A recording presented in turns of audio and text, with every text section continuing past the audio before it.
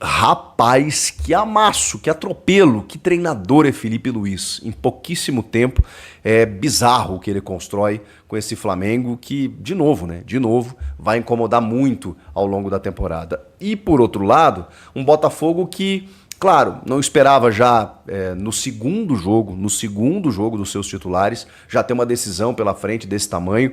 Não é que não esperava, é que o planejamento do Botafogo, ele tá pensando a longo prazo, ele tá mais pra frente. O jornalista Chico Garcia rasga elogios após o título do Flamengo em cima do Botafogo na noite deste domingo. Para ele, a equipe do Flamengo tem mostrado uma evolução mesmo sendo o início de temporada.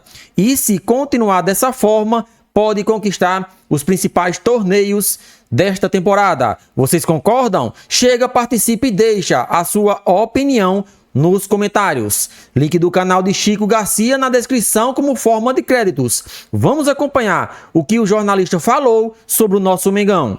Olha, eu poderia dizer que o Botafogo se arrependeu de ter nascido. Com o perdão da brincadeira, a galera que segue o canal vai entender o que eu tô dizendo, porque, rapaz, que amasso, que atropelo, que treinador é Felipe Luiz. Em pouquíssimo tempo, é bizarro o que ele constrói com esse Flamengo que, de novo, né? De novo, vai incomodar muito ao longo da temporada. E, por outro lado, um Botafogo que, claro, não esperava já no segundo jogo dos seus titulares, já ter uma decisão pela frente desse tamanho. Não é que não esperava, é que o planejamento do Botafogo, ele tá pensando a longo prazo, ele tá mais pra frente. Os caras negociaram Luiz Henrique e Thiago Almada, né, dois dos grandes destaques do Botafogo do ano passado. Não tem treinador ainda, estão se falando até no Tite. Olha aí, olha que loucura, o Tite que não era nem cotado, né? O Botafogo estava atrás de um estrangeiro, de um português, né? Perdeu o Arthur Jorge. Parece que pode fechar com o Tite, porque não tem. E é claro que você perde a referência. Você não tendo mais aquele teu comandante, mesmo que você mantenha a base, mas muitos jogadores saíram. O Lucas Halter, que hoje é o defensor do Botafogo, na ausência do Bastos, por exemplo, ao lado do Barbosa, teve inúmeras dificuldades no jogo, entregou um gol para o Luiz Araújo, né, o terceiro gol. Então, assim, é um Botafogo que ainda deixa muito a desejar, que vai contratar, a gente sabe, lá na frente, os caras de grana têm, mas nesse momento, quando você coloca frente a frente com o Flamengo, que mantém o treinador, mantém a base, perdeu o Gabigol, não sei mais quem ali e tal, pô. Olha o time que o Felipe Luiz botou em campo. O Arrascaeta, que ainda tá voltando e tal, hoje com a 10, né, entrou no segundo tempo. Mas ó, o Rossi e o Wesley jogando muito pelo lado direito. Aliás, o primeiro tempo assim espetacular do Wesley pelo lado direito. Léo Ortiz e Léo Pereira. Aí você já, né? Perdeu o Fabrício Bruno. Olha essa dupla de zaga. E ainda entrou o Danilo, seleção, Juventus, no lugar do Léo Pereira na reta final. Alexandro na lateral esquerda. É sacanagem, né? Aí o meio campo, Pulgar de la Cruz, que fez um baita jogo. Gerson. Esquece, né? Falar nada do Gerson. Gonçalo Plata, que tá jogando demais esse equatoriano. Bruno Henrique e Michael. Cara, todo mundo jogou bem. O Michaelzinho fez um inferno pelo lado esquerdo. O Bruno Henrique, cara. Os caras acham que o Bruno Henrique tá velho ainda. Tá bom.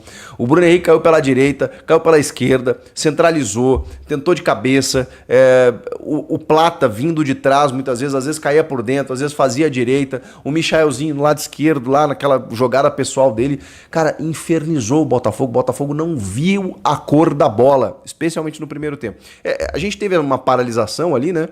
Começa o jogo, no começo já tem um pênalti pro Flamengo, e foi, né? E foi, por mais que o Bruno Henrique, a bola estica um pouco mais, né? O cara dá o carrinho e ele toca, né? Ele dá o carrinho e ainda levanta a perna, assim, pega a perna do Bruno Henrique. O Ramon Abateabel marcou a penalidade, o Bruno Henrique até não cobra tão bem, o John tava na jogada, mas como ele chuta meio forte, né? Ele espalma pra dentro, uma chuva torrencial, aí para o jogo, quase uma hora, quando retoma o gramado bem lá no Mangueirão, em Belém do Pará, e aí o Flamengo continua com a mesma volúpia, com o mesmo ímpeto, porque o que acontece? O Botafogo não conseguia sair. O Botafogo não conseguia sair. O Flamengo marcava tanto aquele perde-pressiona, né, aquela marcação alta, que muitas bolas eram roubadas ali no comando de ataque e aí pronto, né? Aí os caras já estavam próximos do gol e o John estava tendo muito trabalho. Aí vem o segundo gol, que é um lançamento que vem do lado esquerdo e o Bruno Henrique pega uma bola com uma rara felicidade de perna direita no ângulo. E ali já define 2-0 para o Flamengo, seria muito difícil para o Botafogo. Botafogo que teve novidades. Dentro dessa reformulação, por exemplo, veio o Arthur. O Arthur, ex-Palmeiras, ex-Bragantino, que estava no Zenit, né, que estava na negociação com o Luiz Henrique. O Arthur não conseguiu jogar. Claro, primeiro jogo do cara, na estreia, já tendo que resolver. E o Arthur não tem nem, assim, na minha opinião, nem perto do tamanho que tem o Luiz Henrique. Então, difícil, né? Uma bucha. Mas olha, o John, o goleiro, o Matheus Ponte, que eu acho bom lateral, só depois entrou o Vitinho. Aí o Halter realmente fez um jogo terrível, junto do Barbosa e o Alex Telles na esquerda. A base tá mantida, né? Gregory, Marlon Freitas, aí aqui você já vê a diferença, né? Aí, ok, você tem o Savarino, o Arthur e o Matheus Martins, com o Igor Jesus no ataque. Entrou o menino Lobato, depois o Kaique Queiroz no lugar do Arthur e o Patrick de Paula, que até fez o gol de honra da equipe do Botafogo no lugar do Savarino. Assim, é um time bom, ok? Mas você perde a referência, você perdeu grandes jogadores, você tá no segundo jogo só como titulares e o Flamengo tá voando fisicamente, tecnicamente, com puta de um time. Aí ainda, o Felipe Luiz ainda tinha no banco o Luiz Araújo, que entrou e fez um golaço, uma pintura, porque ele rouba a bola do Halter, ele chega na frente do John e ele dá uma cavadinha invertida, assim, sabe? Lá na bochecha da rede oposta, golaço, e ali decreta o fim, né? E aí depois o Botafogo até esboça alguma coisinha e faz o gol com o Patrick de Paula. Mas aí ele botou o Arrascaeta no jogo, o Everton Araújo, que é muito bom volante, o Juninho, né, que chegou para ser o 9, ainda tímido, ainda, né, pouco, não conseguiu fazer muita coisa. Mas mais do que isso, né, mais do que peças, o jeito de jogar do Flamengo. Né? Flamengo que, cara, vocês podem ver, tem aproximação e triangulação o tempo inteiro. Quando o jogador pega a bola, sempre tem um próximo ou passando. Quando esse jogador pega a bola, sempre tem um próximo e outro passando. Então nunca um cara fica descoberto. Nunca um cara que está construindo a jogada do Flamengo, ele fica isolado do tipo, o que eu vou fazer agora? Ele sempre tem com quem jogar. E isso é trabalho, isso é treinamento.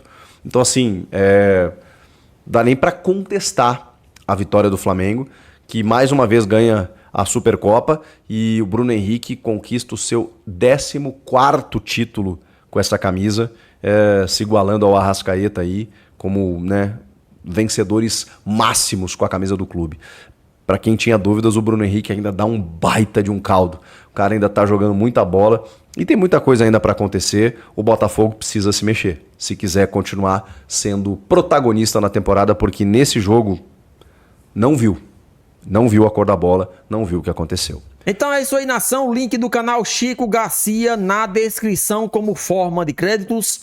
Este jornalista que fez uma análise perfeita da partida entre Flamengo 3, Botafogo 1, final da Supercopa do Brasil. O nosso Mengão conseguiu ser bastante ofensivo do início ao fim e dessa forma está sendo destaque na mídia brasileira. Vamos agora dar nossa opinião a respeito deste jogo, né? Jogo esse que nos primeiros 15 minutos até que a bola começou a rolar bem. Mas depois, com uma forte chuva em Belém do Pará, a partida teve que ser paralisada por 1 hora. Só daí então voltou a partida, né? O Flamengo faz 1-0 antes do primeiro, antes da primeira de ser interrompida a partida. Os 15 minutos, Bruno Henrique sofre pênalti, ele mesmo bate.